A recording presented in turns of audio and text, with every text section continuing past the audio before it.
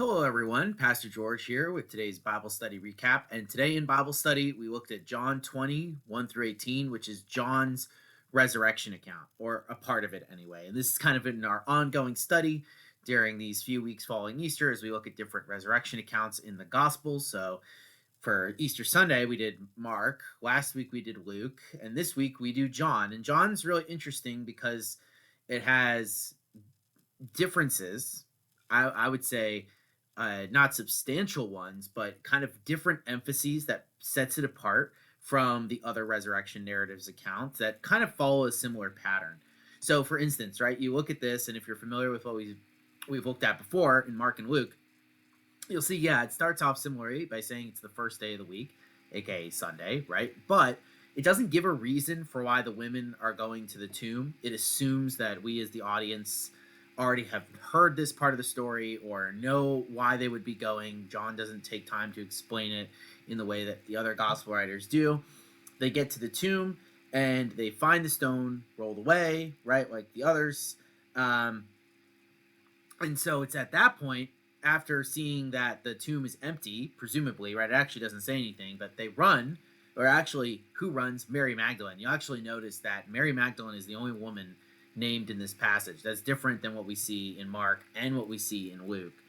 Now, I think as worth noting, you'll notice here that in verse 2, it says that Simon Peter and the other disciple, the one whom Jesus loved, as Mary Magdalene goes to them and says, "They have taken the Lord out of the tomb, and we do not know where they have laid him." You'll notice that she uses the first person, "we do not know."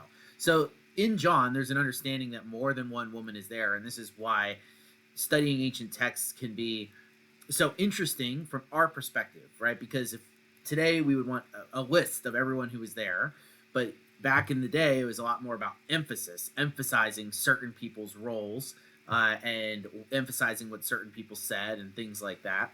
And so Mary Magdalene is the only named woman in this passage that talks to them. And it's her that it's centered on. And like we talked about last week, that's probably because she's familiar to the people that John is writing to. They know her, but John also gives a subtle hint here that there were other women there. But he's going to focus on Mary Magdalene, particularly because of the special way that she relates to Jesus. This is my guess. The special way she relates to Jesus later on in this passage. So anyway, right, John, who's the beloved disciple, and Peter run to the tomb, and what I always think is funny, and people often do make fun of this, is that John outruns Peter. He's the first one there, right? So people will often, make memes or jokes about how John is writing his gospel and how he makes himself better than, everyone else or whatever, right? But he arrives at the tomb, and the first thing they notice is that the grave clothes are there, and they've kind of been neatly arranged. So this isn't a robbery, right? That is what the thought was, right? That's the thing that everyone thinks is going on. And so John and Peter go, well, don't know exactly. The disciple whom Jesus loved, John, actually enters the tomb and believes. So he actually understands but the thing to notice is that people were not expecting the resurrection to be the thing that happened. That's not the answer that they were expecting. So what they do is they don't really know and they leave. And that's very similar to other ones. But John has this extra ending here where Mary sticks around. And she's sticking outside the tomb and she's crying. And she doesn't really understand what's going on. And the two angels that we've read about in other places appear again, right? The head and the feet. Interesting thing to note about that, and I didn't talk about this last week, is they're in the same positions that the angels in the Ark of the Covenant, on top of the Ark of the Covenant, are in. So one at the head of it and one at the foot of it. And that's kind of the symbology of that whole process, right? They ask her why she's crying, and she says, "They've taken away my Lord, and I do not know where they have laid him," right? She doesn't understand what's going on, basically. And she then turns around and she sees a man standing there. The text tells us that it's Jesus, but she doesn't know that, right? And he asks her why she's crying, and she thinks he's the gardener. And so she asks him if he's taken Jesus away, where did he put him?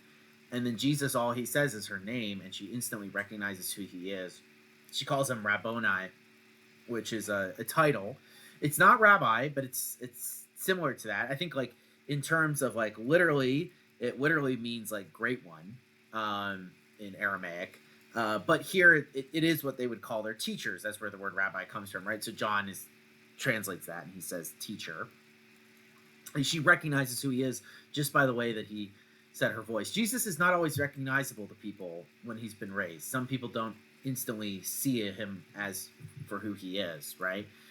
And she clings to him. And this is a very normal thing, I would say, to it, right? Now, we don't, the text doesn't say she clings to him, but I think from Jesus's words, we can affirm that, right? Because what does he say? He says, "Do not cling to me, for I have not yet ascended to the Father, but go to my brothers and say to them, I am ascending to my Father and your Father, to my God and your God."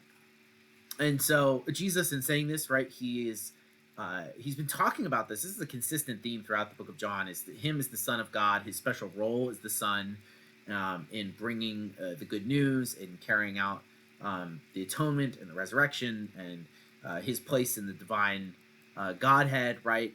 And here he brings this up again.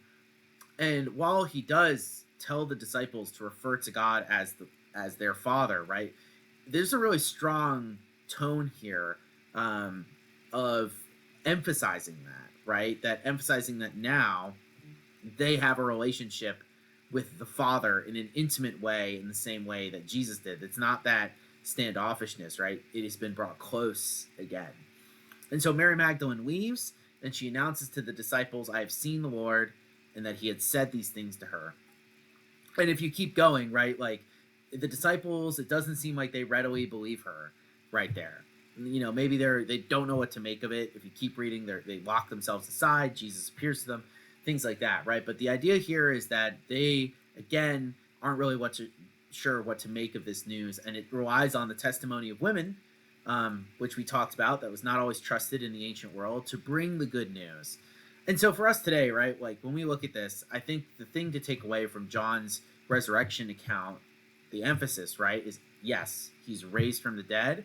The resurrection is a real, it happened, but it also has these other elements to it, like the fact that now people can enjoy a close relationship with God, which they weren't really able to in a way before, because Jesus has taken that separation and brought it close. So really important thing to note on that. So that's what we talked about today. I hope you guys have a wonderful rest of your Wednesday, and I will see you tomorrow for an episode of A New Thing. Peace out.